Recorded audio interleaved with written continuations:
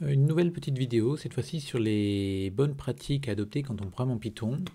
Donc pour cette vidéo, je vais me baser sur un exercice donné l'an dernier à Centrale 2 en voie PC, donc l'exercice 1069 de la base. Donc dans cet exercice, je vais m'intéresser surtout à la partie Python. Je parlerai très rapidement des parties mathématiques, mais sans du tout insister. Donc on pose différentes quantités. Donc d'abord on pose Sn qui est une somme, une suite de sommes.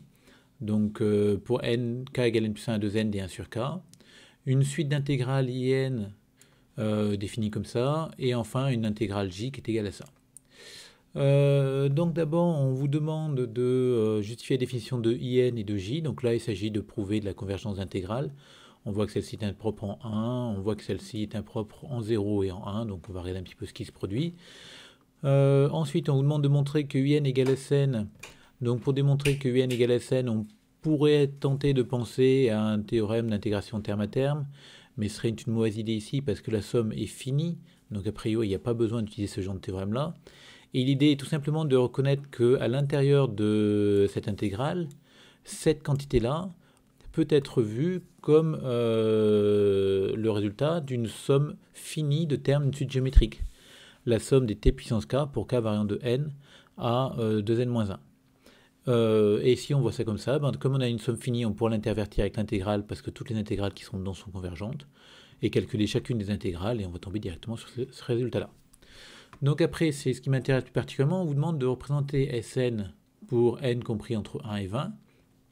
Et c'est là qu'on va voir un petit peu ce qu'on peut faire ou pas en Python. Alors, une première technique en Python pourrait consister à vouloir écrire ça comme ça. Donc on va définir une fonction s de n. L'objet de cette fonction, c'est de renvoyer la valeur de la somme. Donc comme à chaque fois quand vous programmez une fonction qui renvoie une somme, la somme au départ vaut 0. Et pour tous les termes de la somme, donc pensez bien à rajouter le plus 1 ici, parce que je vous rappelle que dans un range, la dernière valeur n'est jamais comprise. On rajoute en fait la valeur 1 sur k. Donc à la fin, quand on va rajouter du coup 1 sur n plus 1 jusqu'à 1 sur n plus 2, etc. jusqu'à 1 sur 2n. Et on va bien se retrouver avec à l'intérieur de la somme cette quantité-là. Donc on peut la renvoyer. Et quand on la renvoie, ben, on obtient s de n. Alors après pour l'affichage, c'est pas très compliqué. Donc on vous demande d'afficher S1 jusqu'à S20. Donc on crée une liste d'abscisses de la bonne longueur. Donc de 1 à... Alors j'ai pris n égale 20 pour pouvoir le changer facilement derrière. Donc de 1 à 21, encore une fois, la valeur 21 n'est pas comprise, donc ça sera de 1 à 20. On prend la liste des ordonnées, donc pour le faire, on prend une liste par compréhension. Donc on prend les S de n pour toutes les valeurs n présentes dans x. L'intérêt de ce genre d'écriture, c'est qu'on est certain à la fin qu'il y aura le même nombre de termes dans x et dans y. Et enfin, on demande l'affichage. Donc si on regarde l'affichage, ici, ça se passe plutôt bien. On obtient une courbe qui est sympathique, etc. Alors le défaut de cette fonction-là, et c'est là que je veux en venir, c'est que en fait, à chaque fois qu'on va recalculer le terme suivant, on va repartir à 0.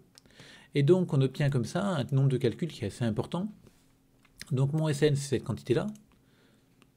Donc pour calculer S1, bah, je calcule en fait, je vais de 2 à 2, donc je calcule juste un demi, donc un calcul. Alors ce que je vais compter dans ce truc-là, c'est que les inversions. Donc que les 1 sur, combien y a-t-il de 1 sur quelque chose. Pour calculer S2, on va de 3 à 4, donc on va faire 2 calculs. Pour S3, on va faire 3 calculs, etc., etc. Et pour Sn, on va faire n calculs, toutes les valeurs 1 sur n plus 1 jusqu'à 1 sur 2n.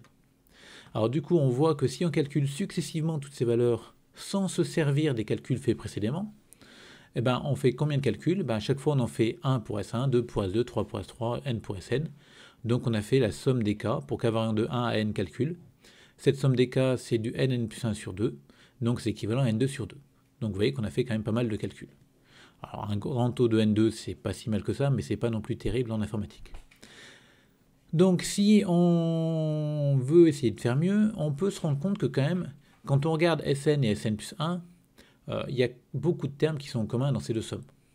Donc c'est l'idée qui est derrière, c'est de se dire, bah, tiens, mon Sn plus 1, est-ce que je ne peux pas l'exprimer à l'aide de Sn? Donc Sn plus 1, c'est cette quantité-là, j'ai remplacé n par n plus 1. Je fais apparaître volontairement le Sn. Il me manque des termes, parce que là je m'arrête à 2n, ici je devais m'arrêter à 2n plus 2. Donc les termes qui me manquent, c'est 1 sur 2n plus 1, 1 sur 2n plus 2, je les ajoute à côté. Et j'ai un terme en plus, parce qu'ici j'ai ajouté le terme n plus 1, donc je l'enlève à côté. Et comme ça, on obtient une relation qui nous dit que Sn plus 1, c'est Sn plus ces trois termes-là. Ce qui fait qu'à l'aide de cette relation-là, on voit qu'on peut passer d'un terme au suivant en ajoutant, en faisant en fait 3 calculs, ces 3 calculs-là. Encore une fois, je ne compte pas les additions ni les soustractions, hein, je compte que les inversions. Donc en gros, on fait combien de calculs dans ce cas-là? On fait en gros 3 n calculs. Alors en fait, si on veut être plus précis, on en fait 1 pour S1, donc une seule inversion, 1 demi. Puis après, on fait 3 fois n-1 calculs pour les n-1 termes suivants. Donc, mais vous voyez que ça fait à peu près 3 n. Pour trouver la valeur de ça. Donc en gros, d'un côté, on avait un grand taux de n2. Maintenant, on va avoir un grand taux de n. Donc on a gagné un facteur n, ce qui est très bien en informatique de gagner un facteur n. Donc on va essayer de faire le même programme en utilisant cette fois-ci une nouvelle fonction. Et cette fonction-là, elle va non pas calculer une seule valeur de Sn, mais elle va calculer la liste des valeurs de Sn. Et cette fonction-là, du coup, elle va servir de cette relation qu'on a obtenue ici. Donc pour ça, on reprend en Python, on va écrire un nouveau programme. Et donc ce programme, comme indiqué, il va renvoyer la liste des valeurs de Sn. Donc cette liste-là, au départ, ne contient qu'une seule valeur, la valeur 1,5 qui est la valeur de S1. Et je vais compléter cette liste au fur et à mesure à l'aide d'append successifs. Donc qu'est-ce que je fais? À chaque fois que je calcule un terme, je vais calculer SK à partir de SK-1. Donc je reprends ma relation que j'avais là. Donc je l'avais écrite ici avec Sn plus 1 et Sn. Je l'ai transformé pour avoir un décalage pour calculer SK en fonction de SK-1. Donc j'ai remplacé en fait n par k-1 hein, dans la relation.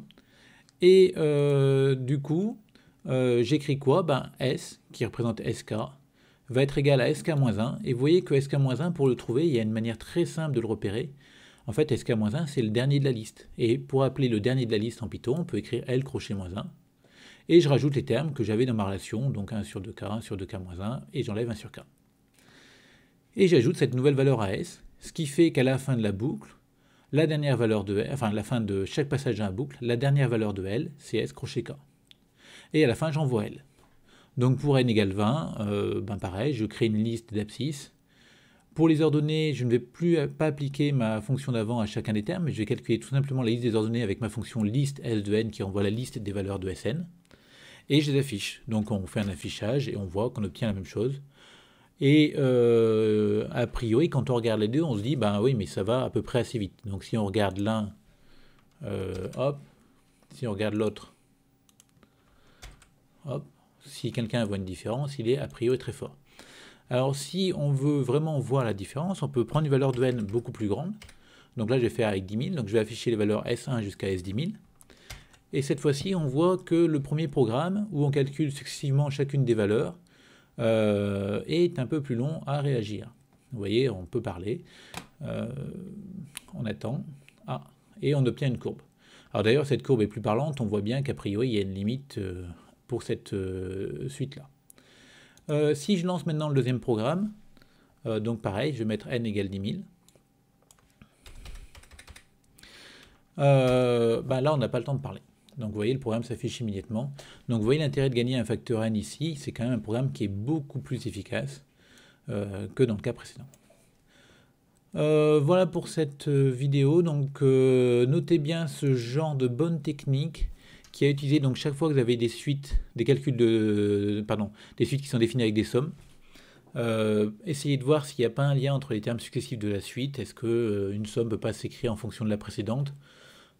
Et si vous avez un truc qui se fait en fonction de la précédente en recalculant juste quelques termes, il est important de s'en servir.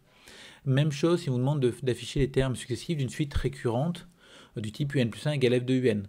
Si vous recalculez à chaque fois un en repartant du point de départ, vous allez mettre beaucoup de temps.